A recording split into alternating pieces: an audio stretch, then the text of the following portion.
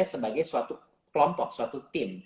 Dan kemampuan berkolaborasi itu akan semakin penting ke masa depan. Itu adalah profil ketiga. Dan yang keempat dari adalah, kompetensi ini. Betul. Yang keempat adalah kemampuan bernalar kritis, kemampuan problem solving, Critical thinking ya. Betul, kemampuan untuk memproses informasi dengan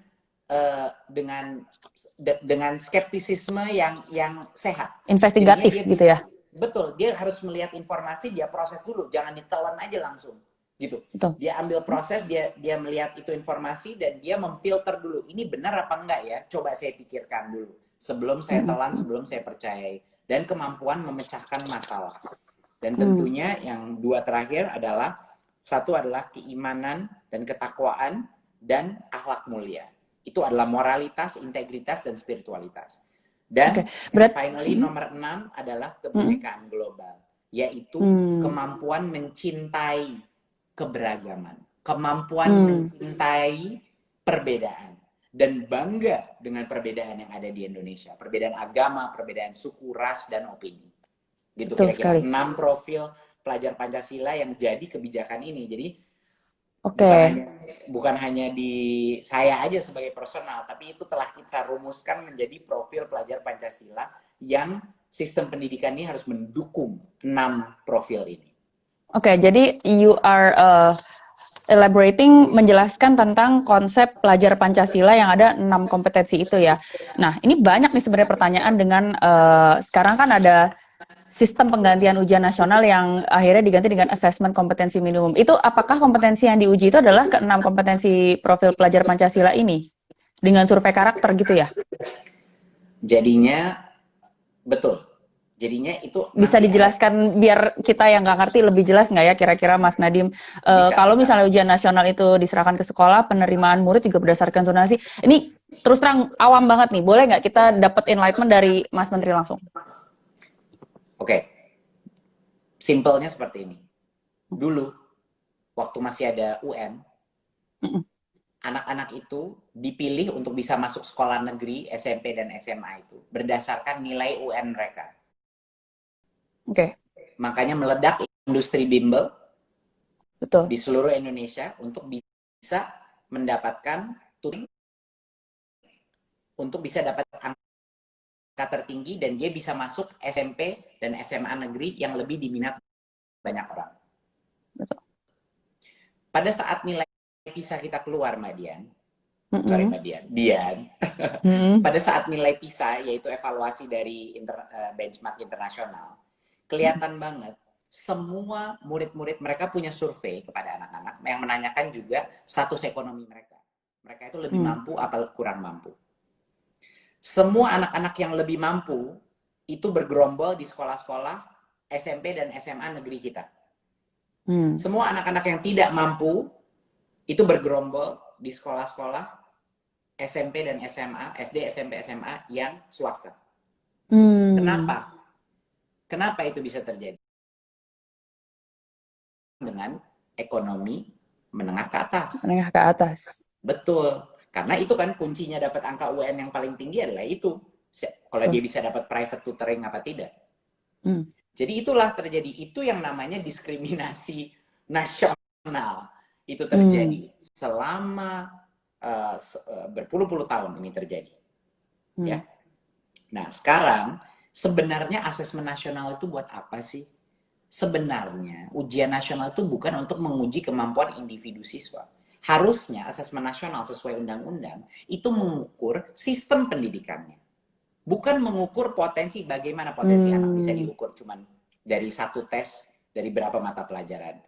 Dia cuma 2 jam seumur hidupnya dia akan dihakimi oleh angka itu. Itu kan nggak masuk akal. Bayangkan kalau satu hari itu kita lagi stres atau apa dan lain-lain. Jadi Dian, itu yang terjadi sebelumnya.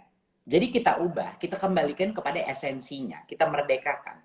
Ini bukan tes untuk mengukur potensi siswa ini ke depannya. Ini tes untuk mengukur kualitas pembelajaran di sekolahnya seperti apa. Selama ini gitu ya? Betul. Dan tes itu tidak bisa suatu tes yang bisa dipelajari untuk dapat angka lebih tinggi. Asesmen kompetensi berubah, bukan suatu hal yang bisa dihafal, bukan suatu hal yang bisa dibimbelkan. Assessment kompetensi adalah mengukur kemampuan kita bernalar kritis. Jadi tadi pertanyaannya dia, itu mengukur apa? Tes assessment kompetensi itu mengukur kemampuan kita bernalar kritis. Memproses informasi, memecahkan masalah, dan kemampuan kita membaca dan mengerti informasi dari bacaan yang ada. Menganalisa kemampuan bernalar. Tapi pada saat anak itu dites, bukan hanya asesmen kompetensi yang akan kita tes. Kita akan mengetes juga survei karakter, dan untuk guru dan sekolahnya ada pertanyaan juga survei lingkungan sekolah. Tapi bagi anak-anak yang mengikuti tes itu semuanya dimasukkan dalam satu format yang sama. Jadi tapi ada 3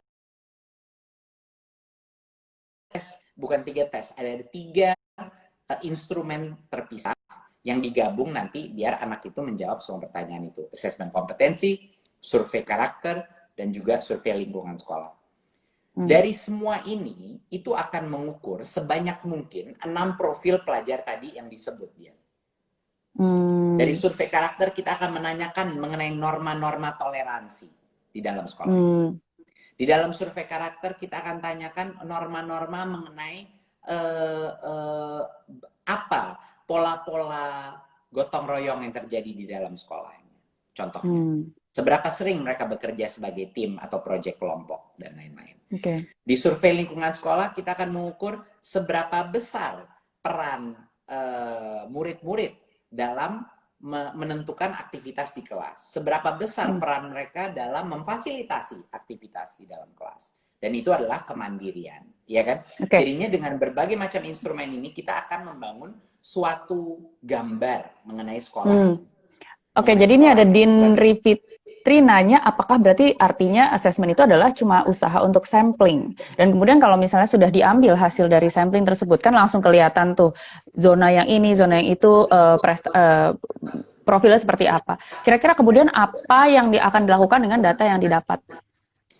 Data yang didapatkan, dan benar, kalau kita approach-nya adalah untuk melihat kinerja daripada sekolah itu, ya, berarti cukup dengan mensampel dari setiap angkatan tersebut. Tidak harus semuanya mengambil asesmen kompetensi tersebut.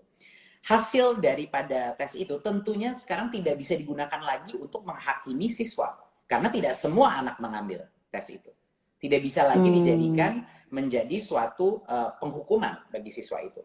Tapi angka itu menjadi bagian daripada rapot sekolahnya. Ya kan? Sekolah ini sekarang dapat informasi, ini kekurangannya, ini kelemahannya, ini kekuatannya, dan ini langkah-langkah yang bisa dilakukan. Nah, berarti cara kita data itu akan kita lakukan untuk memberikan umpan balik kepada sekolahnya. Jadi kepala sekolahnya mendapatkan informasi itu, dan juga kepada kepala dinasnya atau pemdanya untuk mengetahui dia ini di mana sekarang. Dari semua variabel ukuran ini, dia bisa mengukur, dia bisa melihat, lalu dia bisa introspeksi. Dan itu yang nantinya akan kita tentukan, apakah akan ada berbagai macam target-target untuk menggerakkan angka asesmen kompetensi tersebut, tentunya untuk memicu daerah, dinas, dan juga sekolah-sekolah untuk mencapai angka perbaikan yang lebih cepat, perbaikan yang lebih tinggi. Gitu. Jadi kalau misalnya Mas Nadiem sekarang berbicara tentang kualitas kegiatan belajar mengajar yang terjadi di sekolah-sekolah di masing-masing daerah gitu kan, itu yang sebenarnya lagi ingin dipotret dengan adanya penggantian ujian nasional ini dengan asesmen nasional ini kan.